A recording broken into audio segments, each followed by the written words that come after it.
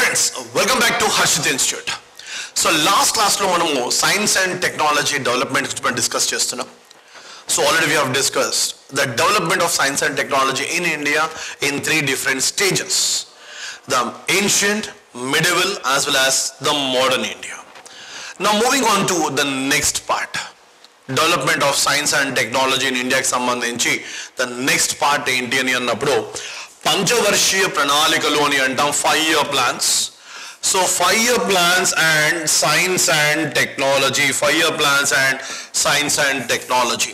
So here we are going to discuss about the different 5-year plans, and at the same time the importance given to science and technology in those particular 5-year plans. ఏ పంచవర్షీయ ప్రణాళికలో శాస్త్ర సాంకేతిక రంగానికి సంబంధించి importance ఇవ్వడం జరిగింది. So వీటి గురించి మనం ఇక్కడ డిస్కస్ చేయబోతున్నాం. So 5-year plans as well as science and technology. So the moment talking about the case of 5-year plans అని అన్నప్పుడు పంచవర్షీయ ప్రణాళికలు అని అంటున్నాం. సో భారతదేశంలో పంచవర్షీయ ప్రణాళికలు ఎప్పటి నుండి మొదలయ్యాయని అంటాం. సో ఫస్ట్ 5-year plan ఎప్పుడు? అట్ ద సేమ్ టైం ఈ 5-year plan లో సైన్స్ అండ్ టెక్నాలజీకి సంబంధించి ఏ రంగము ఏ అంశంపై దృష్టి పెట్టారు, that is what we are going to discuss. So మధ్యలో కొన్ని పంచవర్షీయ ప్రణాళికలు వస్తాయి, 5-year plans. సో వీటిలో ఎక్కడ కూడా సైన్స్ అండ్ టెక్నాలజీ డెవలప్మెంట్ కి ఫోకస్ చేయలేదు. We will not going to discuss that, we are not going to discuss that one. So ఇక్కడ మనము 5-year plans అనేవి కేవలము శాస్త్ర సాంకేతిక రంగం అభివృద్ధిని దృష్టిలో పెట్టుకొని మాత్రమే మనం డిస్కస్ చేయబోతున్నాం. సో ఇన్ జనరల్ ఎకానమీలో మనం ఎప్పుడైతే డిస్కస్ చేస్తామో, సో ఎకానమీలో డిస్కస్ చేసినప్పుడు వ్యవసాయ రంగమా, పరిశ్రమలో, లేదా ఏ రంగంపై దృష్టి పెట్టారు, అదే విధంగా ఎంత బడ్జెట్ అలాట్ చేశారు, ఇవన్నీ కూడా డిస్కస్ చేస్తూ ఉంటాం. So here economy point of వ్యూలో మనం వీటిని డిస్కస్ చేయట్లేదు, right? So we are going to discuss this one only in terms of science and technology మాత్రమే. Now the very first 5-year plan, మొదటి పంచవర్షీయ ప్రణాళిక అని అన్నప్పుడు ఫస్ట్ 5-year plan ఎప్పటి నుండి ఎప్పటి వరకు? 1951 నుండి 1956. The first 5-year plan is from 1951 to 1956 అని అంటున్నాం. First 5-year plan is from 1951 to 1956. So ఈ పంచవర్షీయ ప్రణాళికలో శాస్త్ర సాంకేతిక రంగానికి సంబంధించి ఏ అంశంపై దృష్టి పెట్టారు అని అంటాం, రైట్? సో 1951 అంటే స్వాతంత్రం అనంతరం మనం చూసుకున్నట్లయితే, moment you talk about the case of India. So సినిమాలో మనం చూస్తూనే ఉంటాం, పేపర్లో చదువుతూనే ఉంటాం, బుక్స్లో చదివాం. సో 47లో ఇండిపెండెన్స్ వచ్చిన తర్వాత మనం ఒకసారి అప్పటి లైఫ్ని మనం ఒకవేళ ఊహించుకుంటే, రైట్, ఇమాజిన్ చేసుకుంటే ఎలా ఉంటుంది. So at that particular point of time lack of money and lack of education అంటాం. ఫస్ట్ వన్, అక్షరాస్యత లేదు, చాలా చాలా తక్కువ అని చెప్తాం. అట్ ద సేమ్ టైం సొసైటీలో, సమాజంలో డిఫరెన్సెస్ చాలా ఎక్కువగా ఉండేవి, రైట్? అది మన పద్ధతులు కానివ్వండి, ఆచారాలు కానివ్వండి, వీటిలో మనం ఎన్నో డిఫరెన్సెస్ మనం చూసాం, నెంబర్ ఆఫ్ టైమ్స్ విన్నాం వీటి గురించి. At the same time, right, economic situation at that particular point of time, అప్పట్లో ఆర్థిక వ్యవస్థ కానివ్వండి, పరిశ్రమలు కానివ్వండి, విద్య కానివ్వండి, ఉపాధి కానివ్వండి, అదేవిధంగా ఆహారము, శానిటేషన్, ఇవన్నిటిని మనం దృష్టిలో పెట్టుకున్నప్పుడు అప్పట్లో మనం చూస్తే ఆల్మోస్ట్ ద వర్స్ట్ కండిషన్ అని అంటాం. సో అప్పటి పరిస్థితులను మనం ఇప్పుడు ఇమాజిన్ చేసుకొని మనము ఇప్పుడు అక్కడ ఆ సిచ్యువేషన్లో మనం ఉండడానికి ఊహించలేని పరిస్థితులు అని చెప్తాం. కమ్యూనికేషన్ సిస్టమ్ లేదు, రైల్ నెట్వర్క్ లేదు, రోడ్ వ్యవస్థ లేదు. సో అటువంటి భారతదేశం గురించి మనం డిస్కస్ చేస్తున్నాం. సో 1951 to 56 ఈ మొదటి పంచవర్షీయ ప్రణాళికలో వేటిపై దృష్టి పెట్టారు అని అంటే, మొదటిగా భారతదేశంలో, రైట్, ఫస్ట్ వన్, ఇండియాలో టెక్నికల్ ఇన్స్టిట్యూషన్స్ ను ఏర్పాటు చేయాలి, సాంకేతిక పరిజ్ఞానం అందించే సంస్థలు అని అంటాం.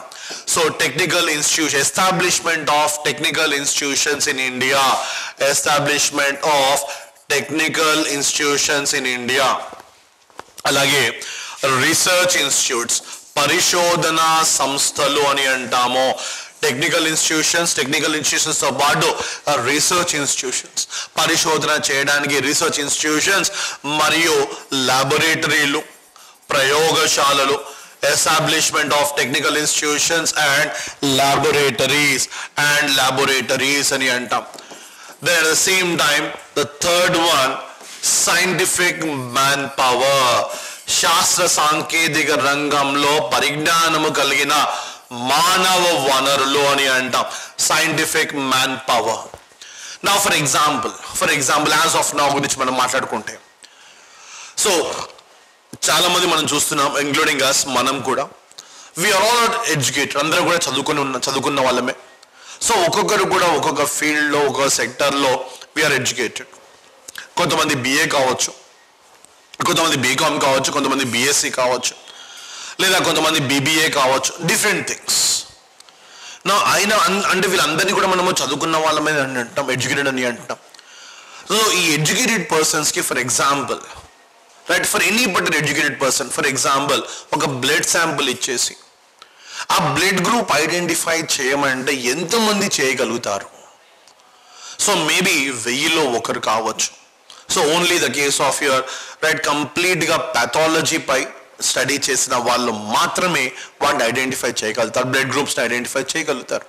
సో మిగిలిన వాళ్ళకి ఎవరికి కూడా బ్లడ్ చూసినప్పుడు ఆ బ్లడ్ని టెస్ట్ చేసి బ్లడ్ గ్రూప్ ఐడెంటిఫై చేసే నాలెడ్జ్ అనేది లేదు. చదువుకున్నాం కానీ మనం ఆ పర్టికులర్ రంగంలో మనం చదువుకోలేదు. At the same time x-ray machine operate చేయమంటే మనం ఎక్స్రే మెషిన్ ఆపరేట్ చేయగలుగుతామా? Answer is no. మనం చదువుకున్నప్పటికీ కూడా మనం ఎక్స్రే మెషిన్ ఆపరేట్ చేయలేము. ఎక్స్రే మెషిన్ కానివ్వండి, ఎంఆర్ఐ స్కానింగ్ మెషిన్ కానివ్వండి, వీటిని మనం ఆపరేట్ చేయలేము. కారణం ఏంటి? వాటికి సంబంధించిన పరిజ్ఞానం అనేది మనకు లేదు కాబట్టి. సో కేవలము విశ్వవిద్యాలయాలు, పరిశోధన సంస్థలు, ప్రయోగశాలలు ఏర్పాటు చేసి సరిపోదు, వాటిలో పనిచేయడానికి మానవ వనరులు కూడా అవసరము. కాబట్టి మొదటి పంచవర్షీయ ప్రణాళికలో టెక్నికల్ ఇన్స్టిట్యూషన్స్ ఎస్టాబ్లిష్మెంట్ చేయడానికి ఇంపార్టెన్స్ ఇవ్వడం జరిగింది. అదేవిధంగా రీసెర్చ్ ఇన్స్టిట్యూషన్స్, ల్యాబొరేటరీస్ని ఏర్పాటు చేయడానికి ఇంపార్టెన్స్ ఇచ్చారు. అదేవిధంగా సైంటిఫిక్ మ్యాన్ పవర్, శాస్త్ర సాంకేతిక రంగంలో నైపుణ్యం కలిగిన మానవ వనరుల అభివృద్ధికి కూడా ఇంపార్టెన్స్ ఇవ్వడం జరిగింది. రైట్. సో మొదటి పంచవర్షీయ ప్రణాళికలో ఈ రంగాలపై ఫోకస్ చేశారు. సో దీని రిజల్ట్ ఏంటి అని అన్నప్పుడు, దీని యొక్క బెస్ట్ రిజల్ట్ ఏంటి అంటే 1951లో భారతదేశంలోని మొట్టమొదటి ఐఐటిను ఖరగ్పూర్లో, పశ్చిమ బెంగాల్లోని ఖరగ్పూర్లో ఏర్పాటు చేయడం జరిగింది. First IIT in India 1954, right, 1951 ఎక్కడ? వెస్ట్ బెంగాల్లోని ఖరగ్పూర్లో ఫస్ట్ ఐఐటి ఇన్ ఇండియా అని అంటాం. సో ఇది మొదటి పంచవర్షీయ ప్రణాళిక. సో మొదటి పంచవర్షీయ ప్రణాళిక తరువాత మనం చూసినట్లయితే రెండవ పంచవర్షీయ ప్రణాళిక, సెకండ్ 5 ఇయర్ ప్లాన్ అని అంటాం. సో ఈ సెకండ్ 5 ఇయర్ ప్లాన్ ఎప్పటి నుండి? 1956 నుండి 1961 వరకు సెకండ్ 5 ఇయర్ ప్లాన్ అని అంటాం. 1956 నుండి 1961. సో ఈ పంచవర్షీయ ప్రణాళికలో చూసినట్లయితే ఇంపార్టెంట్ శాస్త్ర సాంకేతిక రంగానికి సంబంధించి కేవలము ఒకే ఒక అంశంపై దృష్టి పెట్టడం జరిగింది. ఆ ఒక్క అంశం ఏంటి అని అన్నప్పుడు సైంటిఫిక్ మ్యాన్ పవర్ను ఇంక్రీజ్ చేయాలి. Increase in scientific man power, right, increase in scientific man power. శాస్త్ర సాంకేతిక రంగంలో నైపుణ్యం కలిగిన మానవ వనరుల యొక్క అభివృద్ధిపై మాత్రమే దృష్టి పెట్టడం జరిగింది. That is in case of second 5 year plan. తర్వాత మూడవ పంచవర్షీయ ప్రణాళిక, రైట్, అదేవిధంగా 4వ పంచవర్షీయ ప్రణాళిక, 5వ పంచవర్షీయ ప్రణాళిక, 6వ పంచవర్షీయ ప్రణాళిక. ఈ 4గింట్లో ఎక్కడా కూడా శాస్త్ర సాంకేతిక రంగంపై దృష్టి పెట్టడం జరగలేదు. Right, third 5 year plan, fourth 5 year plan, 5th and 6th లో ఎక్కడ కూడా సైన్స్ అండ్ టెక్నాలజీకి సంబంధించి ఏ అంశంపై కూడా దృష్టి పెట్టడం జరగలేదు. దానికి వన్ ఆఫ్ ద రీజన్స్ ఏంటి అని అన్నప్పుడు, ఈ 2 దశాబ్దాల్లో మనం చూసినట్లయితే these particular 20 years, right. So third 5 year plan, fourth 5 year plan, 5th and 6th 5 year plan, దాదాపుగా ఈ 4 పంచవర్షీయ ప్రణాళికలో మనం చూసినట్లయితే, సో ఒకటి 1962లో జరిగిన యుద్ధము, చైనాతో జరిగిన ఒక యుద్ధము, అదేవిధంగా 65లో పాకిస్తాన్తో జరిగిన యుద్ధము, అదేవిధంగా 71లో పాకిస్తాన్తో జరిగిన మరో యుద్ధము. సో ఈ 3 యుద్ధాల మూలంగా భారతదేశం యొక్క ఆర్థిక వ్యవస్థ అనేది చాలా వీక్గా ఉంది. It was very very worst, very very poor at that particular point of time. కాబట్టి ఈ 4 పంచవర్షీయ ప్రణాళికల్లో ఎక్కడ కూడా శాస్త్ర సాంకేతిక రంగంపై దృష్టి పెట్టడం జరగలేదు అని చెప్తాము.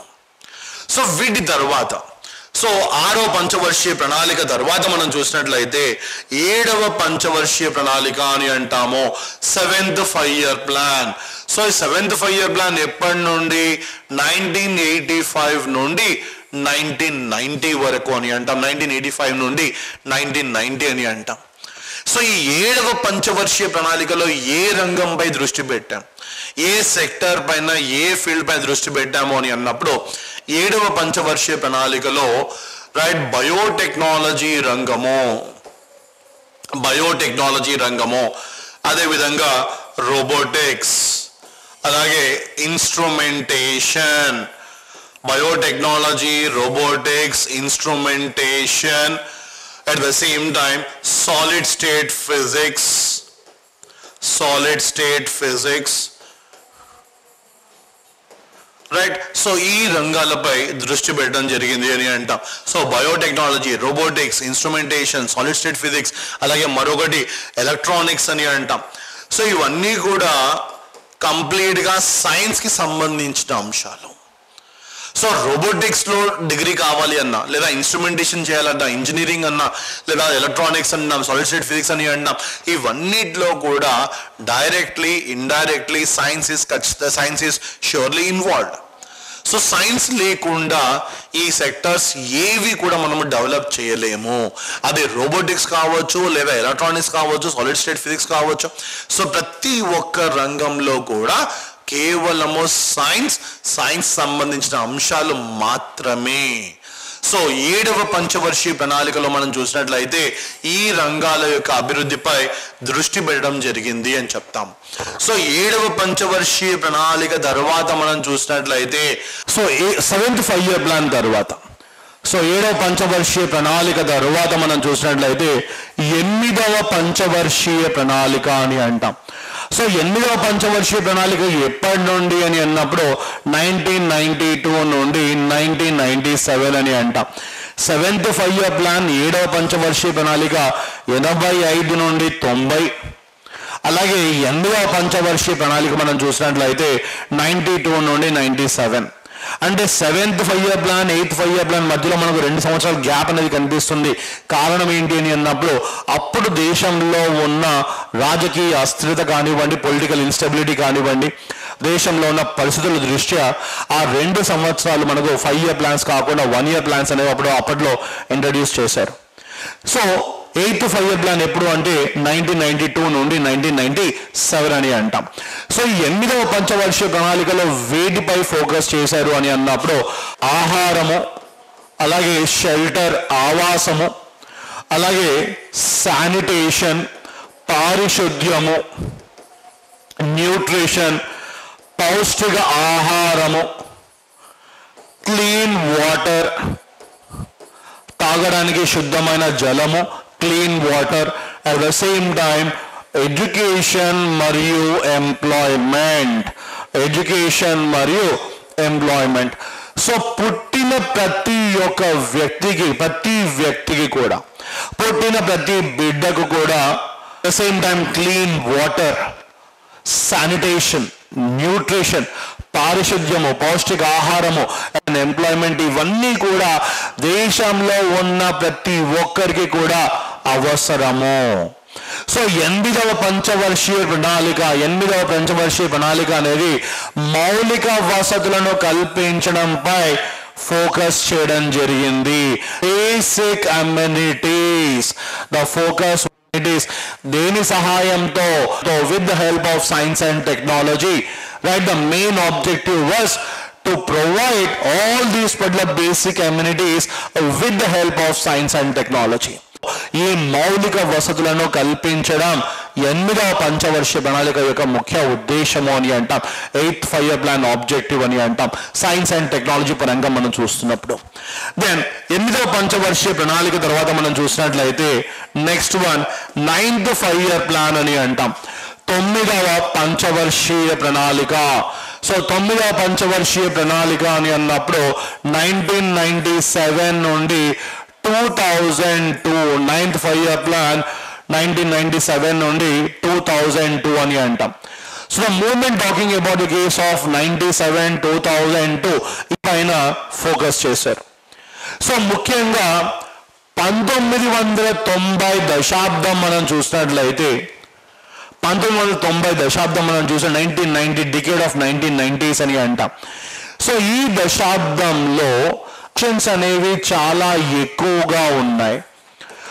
రెస్ట్రిక్షన్స్ అనేవి చాలా ఎక్కువగా ఉన్నాయి.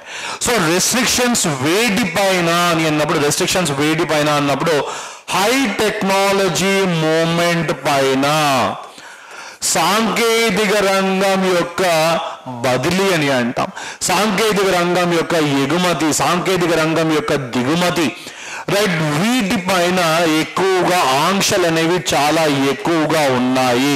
సాంకేతిక రంగం యొక్క ఎగుమతి దిగుమతుల పైన ఆంక్షలు అనేవి చాలా ఎక్కువగా ఉన్నాయి. ఎప్పుడు 1990 దశాబ్దంలో మనం చూసినట్లయితే. దానికి ఒక ఉదాహరణ అని అన్నప్పుడు భారతదేశము మొట్టమొదటిసారి పిఎస్ఎల్విని ప్రయోగించడం జరిగింది.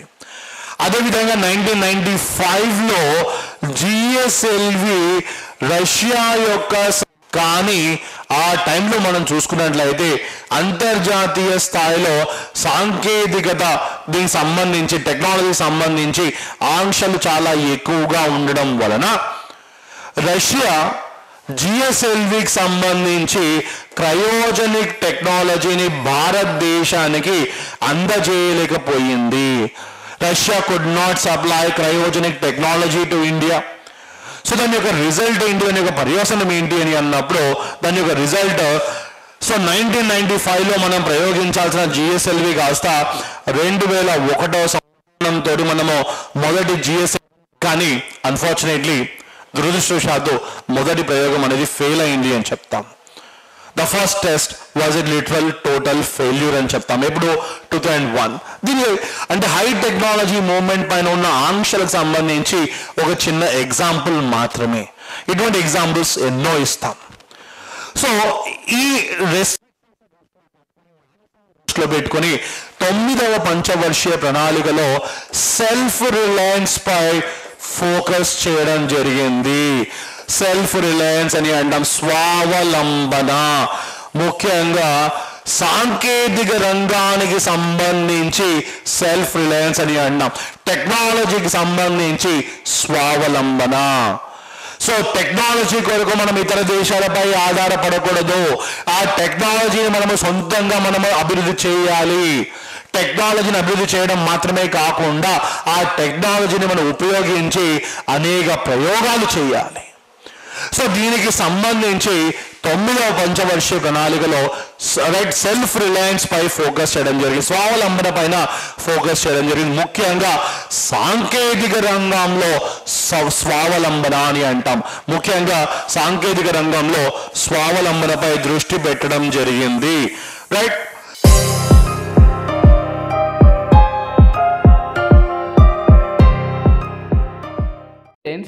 మా ఎంకరేజ్మెంట్ కోసం మన హర్షిత్ ఇన్స్టిట్యూట్ యూట్యూబ్ ఛానల్ని సబ్స్క్రైబ్ చేసుకోండి, లైక్ చేయండి, అలానే షేర్ చేయండి.